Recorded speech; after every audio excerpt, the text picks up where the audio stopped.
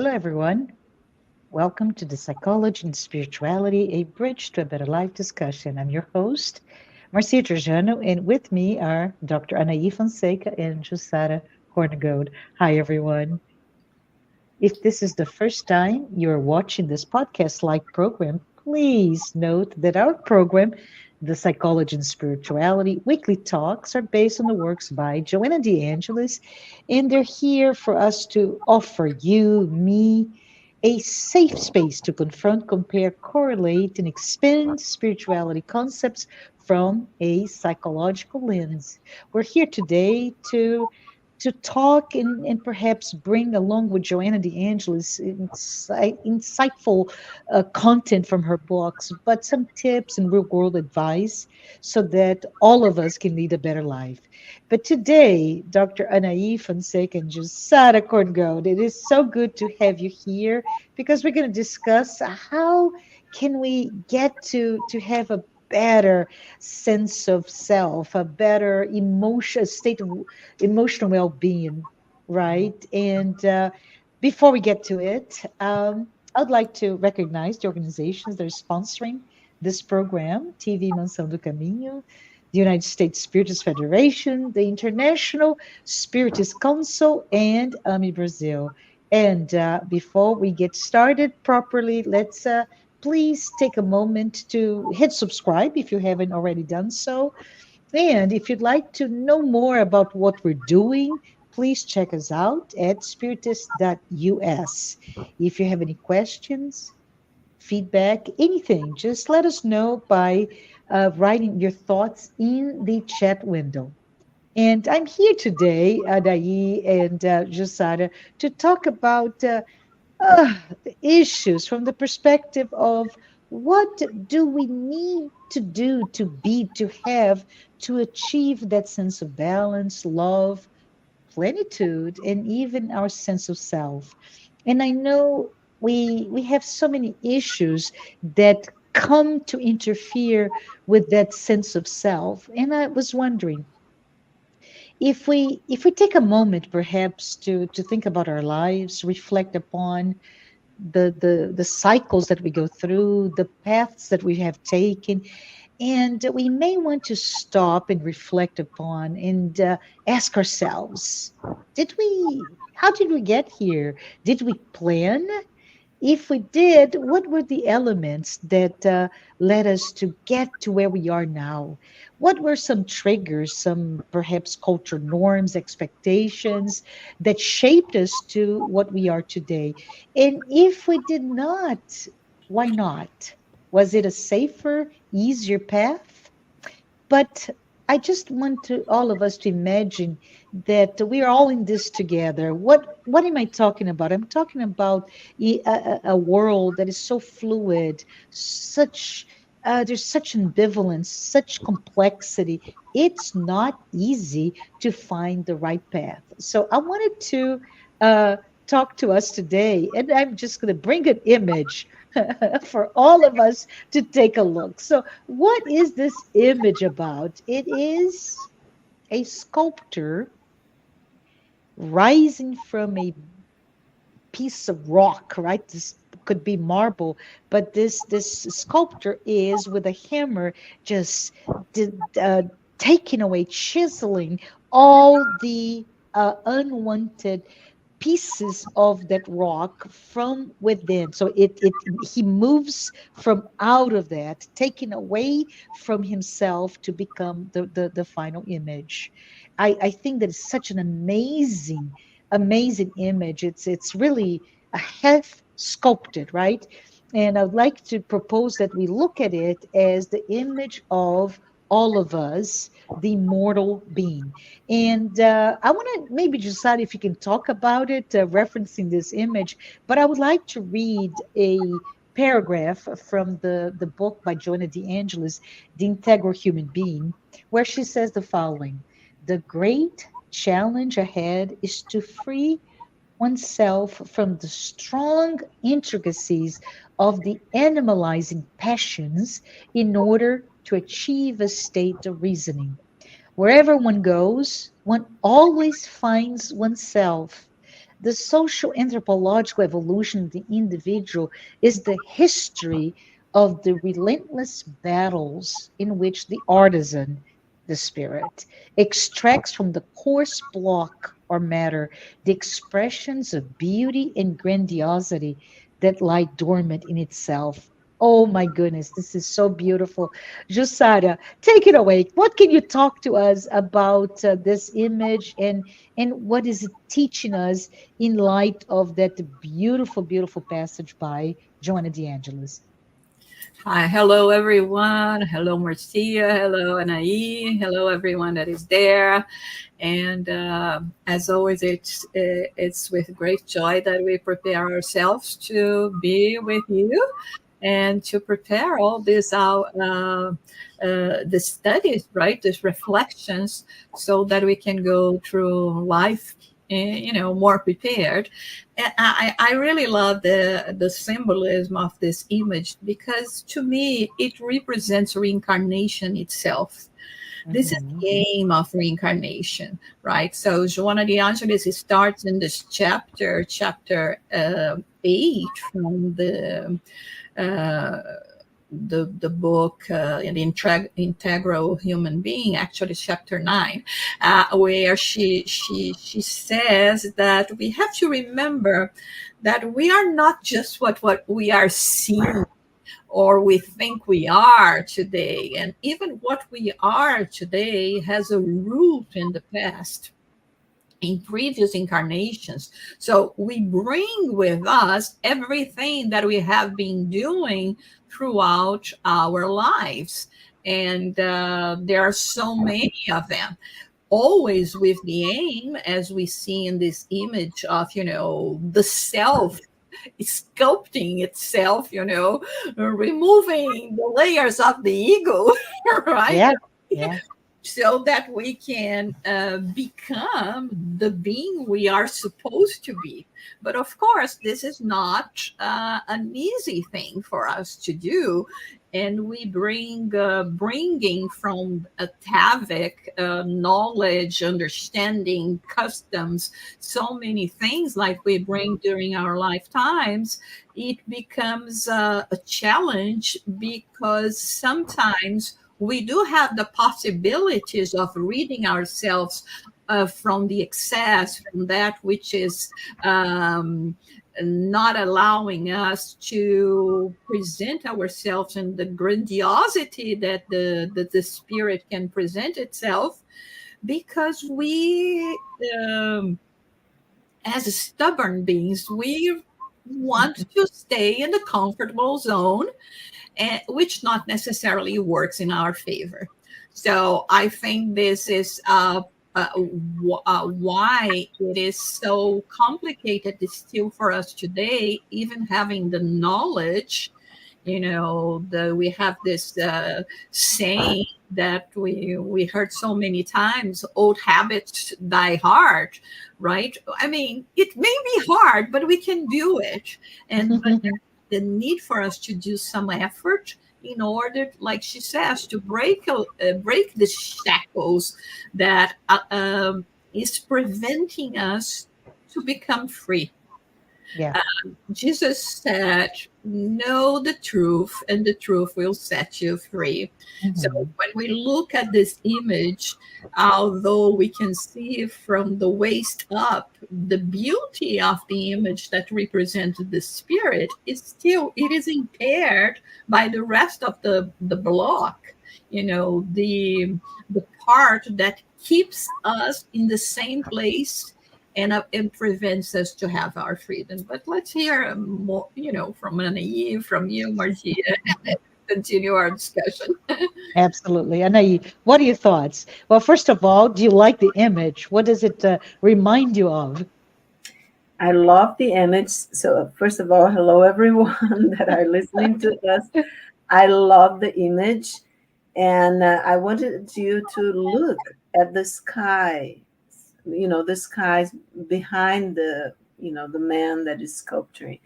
It's a stormy sky, right?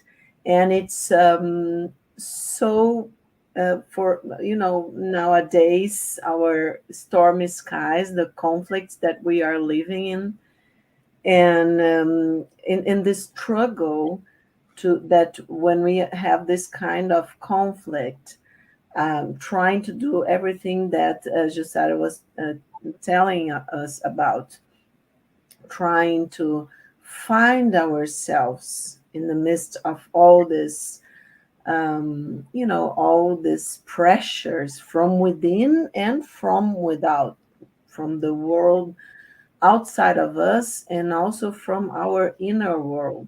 So Correct. the need to adapt to this reality that we live. So that's the ego's task, right? To adapt to this reality. But as Josada said so well, the reincarnation and the knowledge that a lot of people are awakening to, if they don't have it yet, but it's the spirit of our times is this struggle to release the spirit from the matter, exactly as in this beautiful image that you've put here, the man, sculpting. So this is very important because what is in this stone? What is there? So as Jussara was saying, we can look in this way of our higher self, what Mhm. Jung, the self, capital S, Jung self, or as Joanna says, the self is our spirit.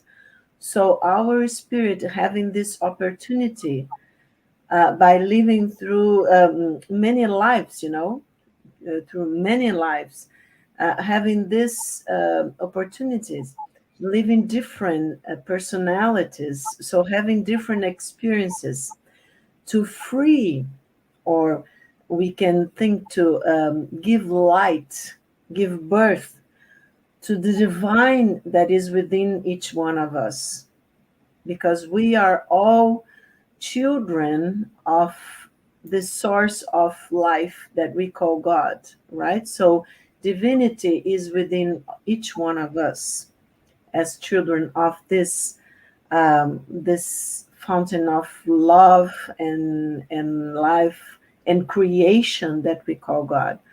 So to free all that we are, to evolve, as Jussara was saying, to learn, to make this divinity glow within, to be able to create a better reality. You were talking before, Marcia, about plenitude, right? Joanna talks so much about plenitude, inner peace, wholeness, right?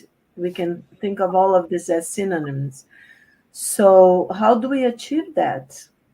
We are talking about a journey, a common journey that each one of us are in this transition. We are living this life here at this moment, growing consciousness towards the spirit, actually, as exactly as Jussara was saying. So we can look at this image from the point of view of the spirit, trying to free all the divinity that it's, trying to let go of the, Jussara said so well, of the passions and primitivism that we live each time, because our ego is going to leave this in the beginning. We have to adapt to this world that it's not yet, it's coming, we are coming there, but it's not yet, the world of regeneration that its spiritist knowledge talk about, that we won't have to suffer so much anymore because the spirit will be freer than it is now. We are going to be, of course, all the spiritual values are going to be much more active in each one of us, so we won't need the the law of the universe, the cosmic consciousness will be much more active in each one of us, so we won't struggle so much. Of course, there won't be any more need for wars, for the search of power, because the real power is the power. It can sound naive for some people, but actually it's a wisdom, right? That It's given, Jussara was talking about Jesus also, it was given by him and so many masters and high spirits that came to help us. Okay, but of course we have the gospel that we cannot seem to, up to our days, put in practice and really understand with the spirits, and not only with our egos. But anyway, Mm-hmm. so to free ourselves, Jonah talks about ethical values and reason, to be able to free ourselves as the sculpture is doing from all this primitivism and really express the spirit. Go ahead. No, I just want to say, because it's such an impactful image here, where the raw block, right, that the image is freeing himself from, to me evokes a, there is a uh, harshness to it, because it's almost like I am killing myself a little bit, or I am becoming vulnerable by attacking myself, which that in itself can be understood quite difficult, right? How come you're going to become better by taking away pieces of you? And I think from that, from a symbolism perspective, this is exactly what you're saying. And in order for us to be free, in order for us to just take that burden that we carry, the baggage that we carry from this life and in past experiences, right? We need to be able to look at ourselves and see, this does not belong to me, right? I'm going to go through the difficult, the harsh work of diluting, taking away, chiseling out of myself anything that it's no longer needed, because I have indeed evolved or transformed into something else. So I just wanted to say that, because that image is quite strong to me, from that perspective, in the perspective of reaching that one, the day that the image will be completely free, which is that sense of fulfillment, the sense of plenitude, or the sense of I've reached the highest peak of my spirit that is still evolving, not only now but for many many lifetimes. There is a question we have to ask ourselves. Mhm. How are we using this hammer? Yes, yes. Am I using it with the sentiment of, responsibility, understanding, or am I using it with hatred and resent? And aggression, right, Josara?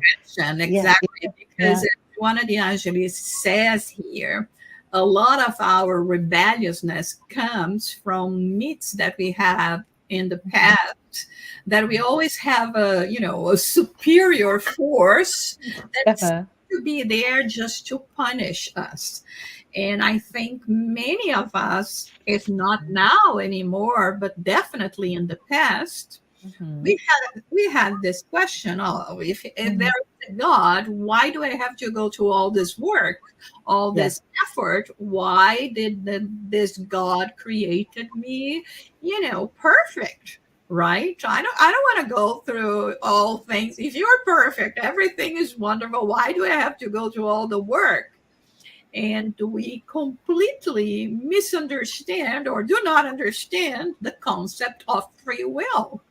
So I imagine that it would we would definitely encounter, especially at the beginning of our incarnations as human beings, more of this hatred and rebelliousness and fear, right? Because if I don't do something about it, definitely I'm going to be punished.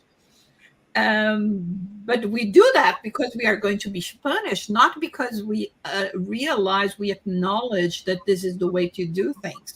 And then in time, the more we free ourselves, the more we, we carve it in, right, to release the being. I think we go to a transition where, although I recognize that there is an effort to be done, and yeah, I may question sometimes, or even ask for a little help, please.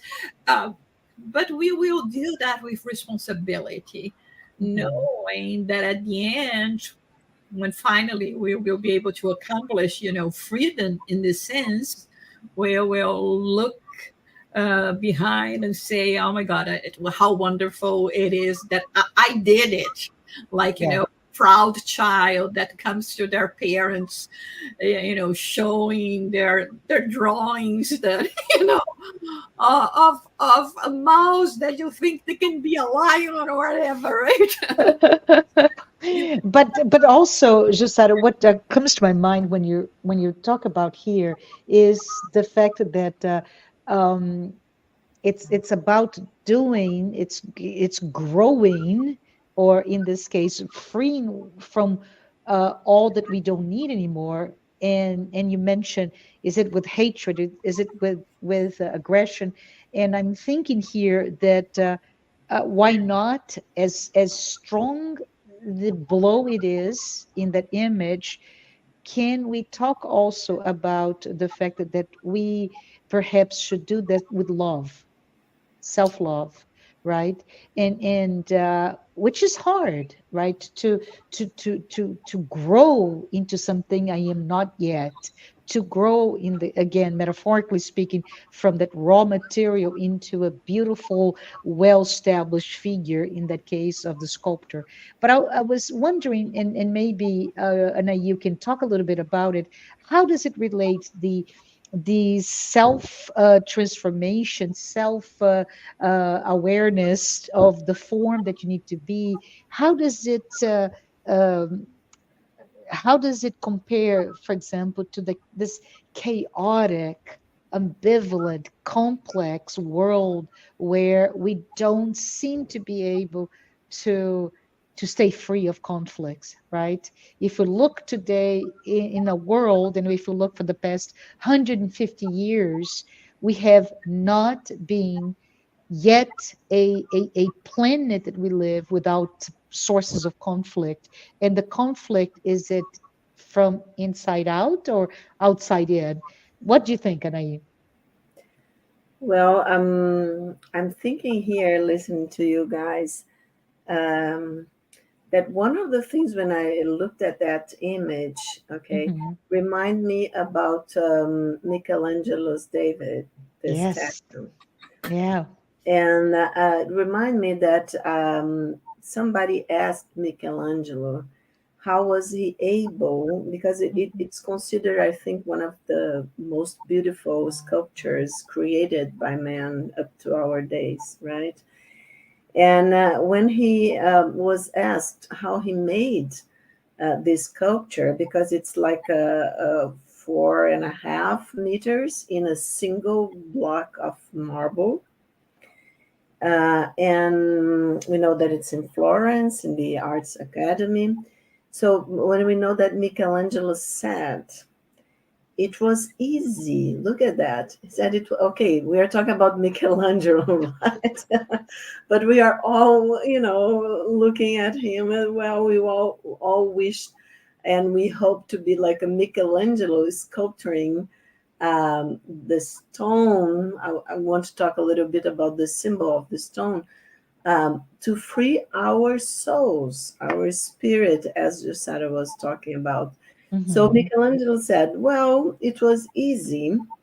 I spent a long time looking at the marble until I saw David in it.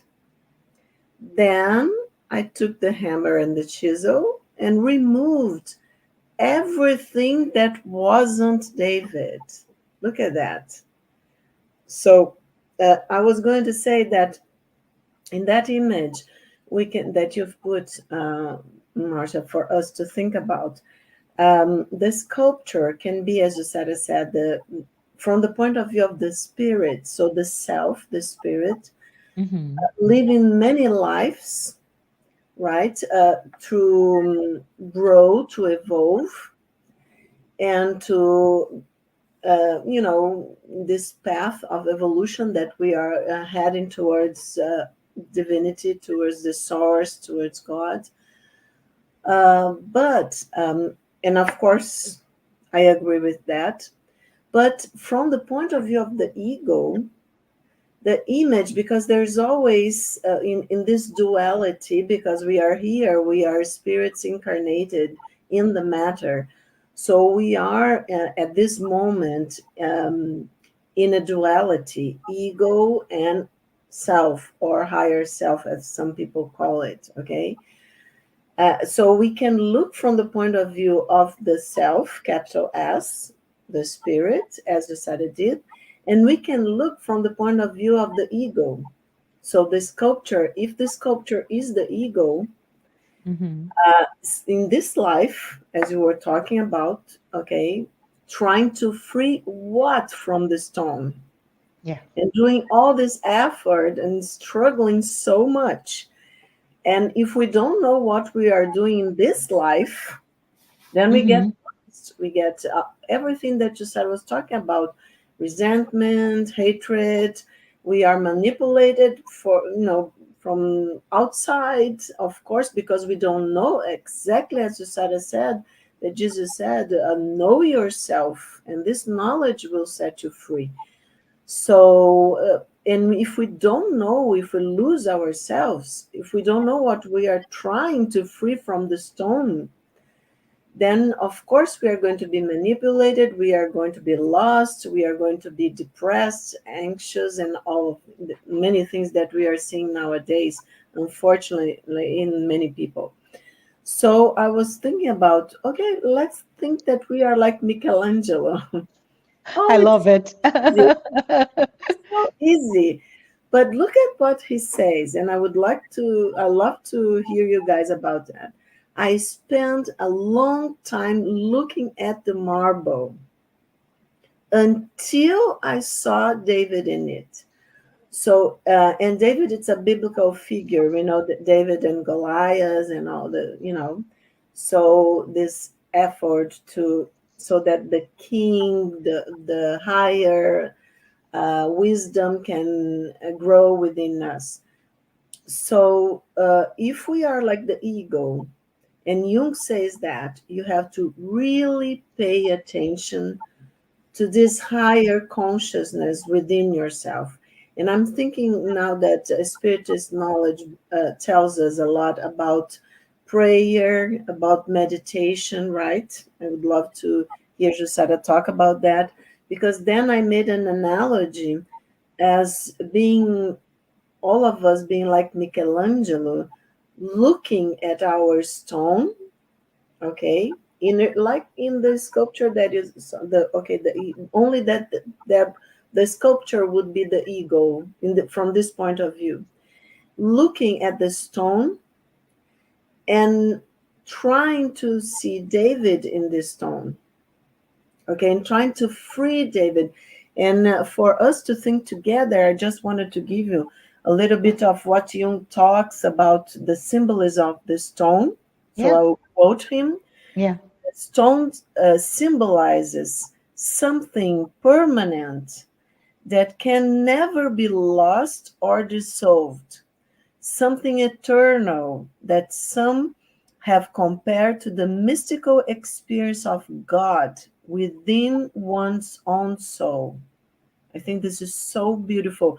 So if we are trying to find God, its representation, I think what Joanna is telling us, and Jesus told us all the time with the gospel, the path that we should follow me, right?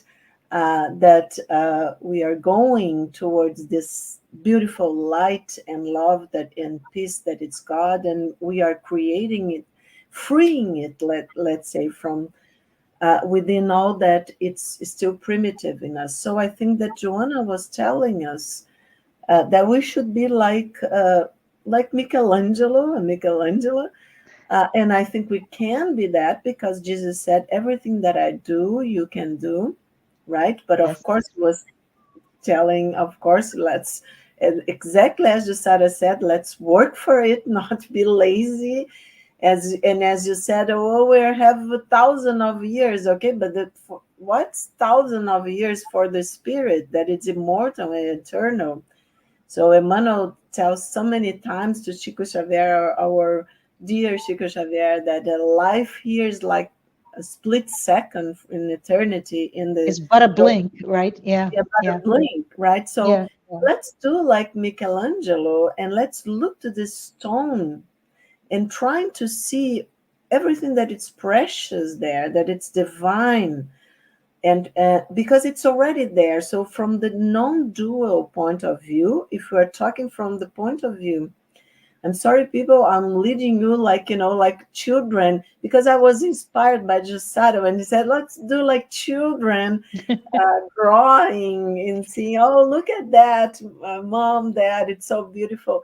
But I'm feeling like that because also Jesus said, let's uh, be like children to be able to be in the kingdom of my Father.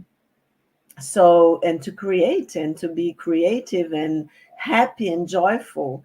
So I think we should work like sculptures of ourselves, and we can do in a sense of looking at the spirit, trying to free, and grow, exactly as Usada said, from different incarnations, and also from the point of view of the ego, trying to free the spirit, trying to find the spirit. So I think we are talking from the psychological point of view of what we call, all as Jungians, we call ego self axis.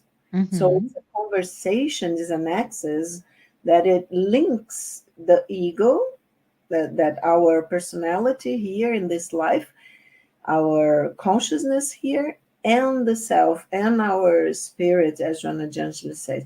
So let's make this conversation, let's deepen this conversation. Let's make it more powerful, more conscious, and so that it can go both ways. Mm-hmm. That was my suggestion. I would love to hear you guys.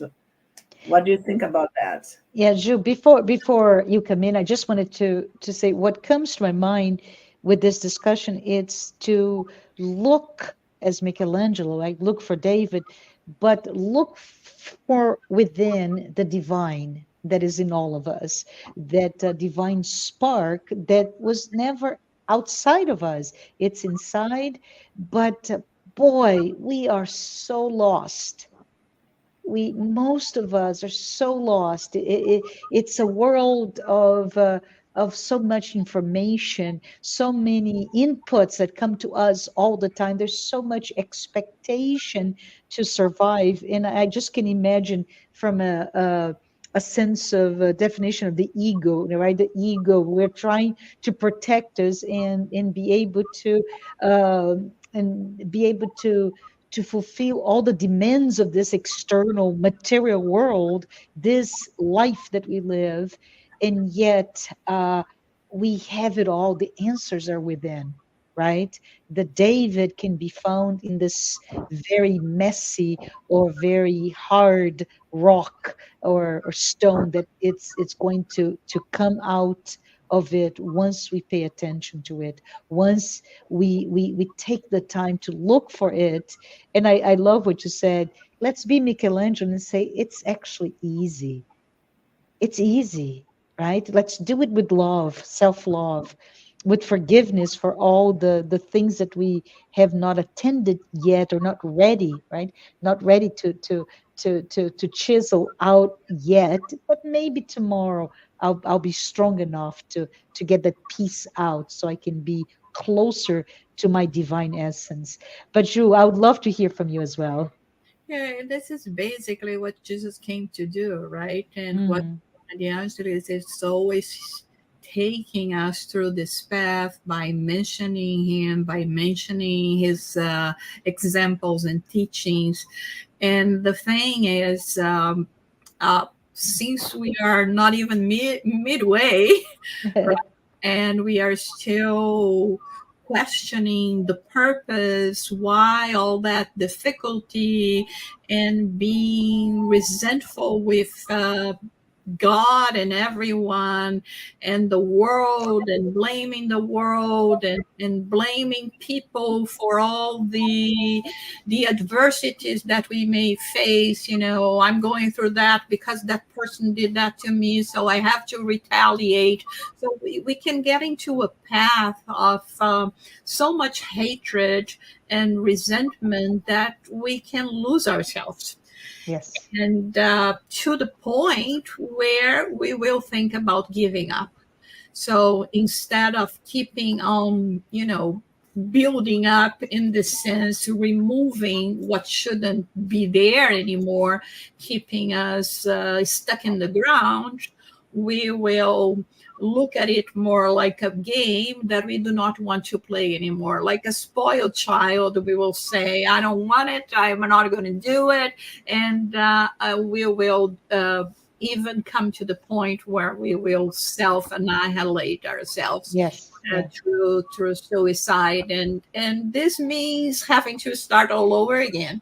So all the work that I have done, everything that I have to achieve, here it is, your block of marble, brand new. So you have to start all over again, go through all the experiences again, or at least catch from where you began this last experience, because this is the work. This is what is going to make you become brighter and better, right? But it is so hard.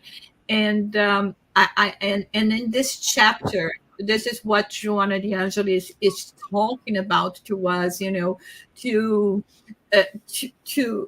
make a plan. I love the way she ends it, because she says, for us to achieve a specific goal, particularly that of peace, of becoming whole, right?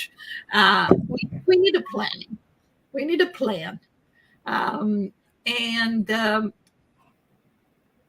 for me to plan something, I need a goal. Yeah.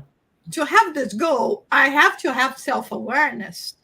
Like, in this case, from outside, we are looking what it is inside, so I can move away from this marble of the block marble, and I can see myself holding it. I want and beautiful, right? I want to free myself from it. Yes. This is the point. This is the self-awareness. And then we will have to go with the action, as she says. And so this is the only way that we actually be successful. And the thing is, we have the free will to decide how long we are going to take, but it's time for us to own it and to start doing something about it. You may even delay your involvement, being kind of lazy, right? And doing the little as possible. But if we at least keep moving forward, and every time we try to go further from this idea of freedom, of responsibility, of the beauty that represents the immortal spirit, we should pick ourselves up again and say, no, I'm not going to give myself to those kind of emotions that are so destructive to me, and that also can provoke so much destruction. That this is what we see when neighbors fighting against neighbors, right? And wars becoming a reality, and us just giving up to dismay, not believing that yes, we are in control. I have the hammer, I Yeah, have the chisel, and it's just a matter of me start working and freeing myself from all of this. I think the word that comes to my mind is courage, right, Jussara? The courage, because as we know, um, we are the only self-aware animals today, right? We talk about intelligence found in, I don't know, dogs and cats and dolphins and whales, etc. So there is a intelligence that makes us not the only beings intelligent, but we're the only self-aware inhabiting this earth. And I think it is so easy to be quote unquote drunk in living a life of illusions, or living a life of looking at different narratives outside of our own. So I just want to perhaps go back to Anahy and ask you, Anahy, when Jussara talks about, we have to have the courage. Well, it was my word, but do we have the courage to go into this journey of self-awareness? Can you talk a little bit about perhaps those stories that we tell about ourselves, those myths, those narrative, and how important it is for us to take a look at it from a psychological perspective or Yeah, psychological maturity perspective? yeah, because the myths of all people, as Joanna de Hmm. Angelis says, they represent projections of our personal and collective stories, Hmm. and the feelings and the emotions and the memories. So they all are projected onto these characters and stories, and they are ancient in our psyche. They are, Hmm. really in the collective unconscious. Okay, and so we share all of this. And I think Joanna de Angelis also, I was listening to Jussara, and it reminded me that she also says we have a word in Portuguese for missing, but it would be translated, I think, better as longing, right? Yes. So what I think is that she says that it's like the new myth that we give so much attention to outside things and people and Hmm. achievements of others. Exactly as you said, we kind of got lost from ourselves, Hmm. and so what happens that then the heroes, we say that the hero journey that we have been talking about many times in psychological field, and here many times we have talked. So the hero's journey is about sacrifice, is about all this struggle and this effort to find ourselves and to free ourselves, exactly as we have been talking today. But we kind of got mixed up with celebrities. So the new heroes are actual celebrities that many times that don't do anything. They lost themselves, right? They are lost themselves, and yes, and only stuck in the material values, and just looking beautiful. But this is, and we know in this lifetime it's very impermanent, because Yeah. everybody grows old and everybody's going to die, in a sense that we are going to the other side of life. It's a portal to the other side. But I think Jonah talks about this as illusions.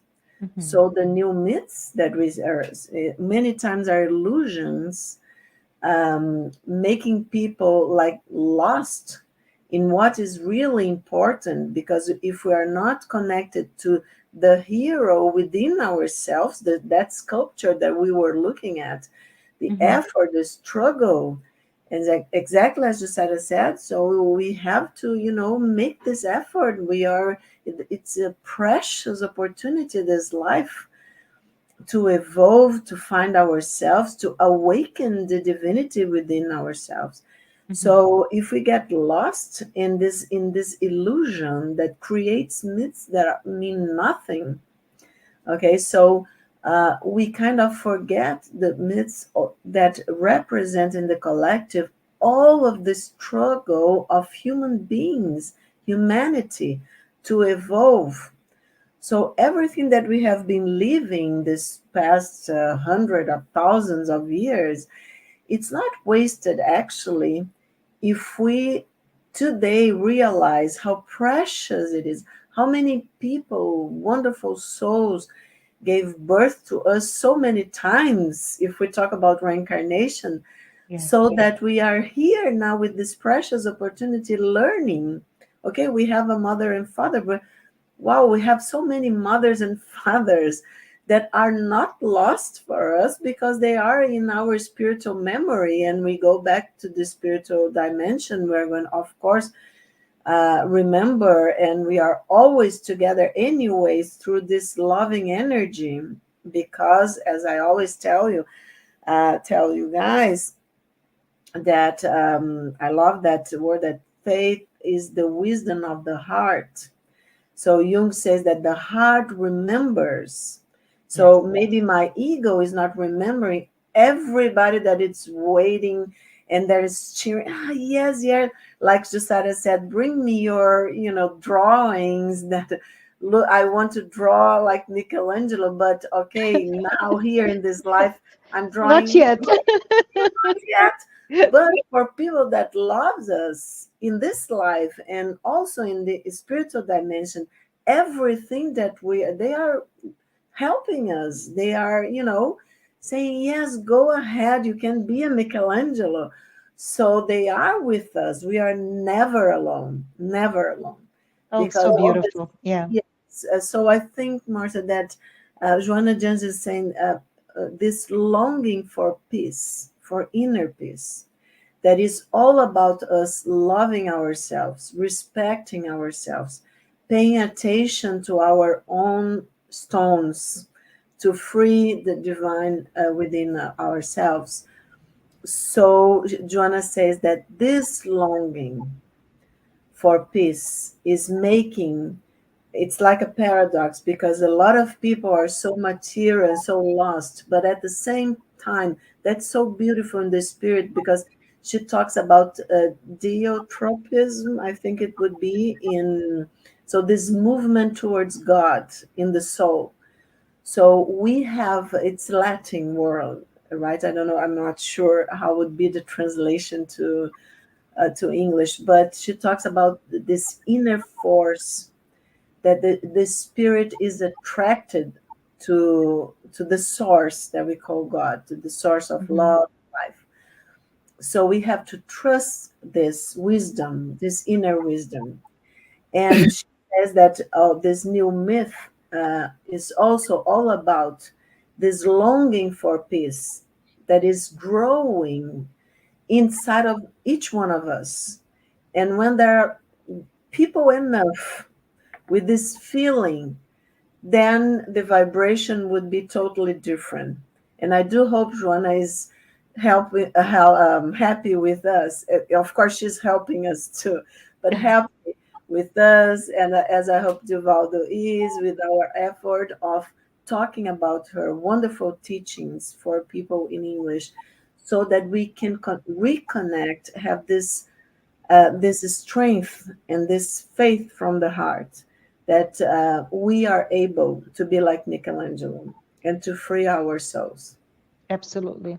I think we're at the very end of our talk today, and some of the topics are the difficulty and how lost we often feel that we are today, how perhaps in those narratives, those stories, those myths that we look forward, it's very much an archetypical image or projection, right, of that the hero's journey. And but we don't know who's the hero. We are the hero. And it requires courage to have that journey. And many times we prefer not to face ourselves, instead to believe in the world of illusion. So here is our invitation for the courage to chisel away and bring from inside out the beautiful David that it is all of us. Josara, yes. Yeah, just one thing that I would like to clarify. We are all in favor and admire, talented celebrities. One of you was mentioning, of course, just not to be any kind of misunderstanding, is what Andy Warhol would refer to as 15 minutes time. Okay, right, yes. 15 minutes span of of fame, uh, because we acknowledge, and we have been talking about one of them today so much, Michelangelo. He was a tough person uh, to have a relationship with.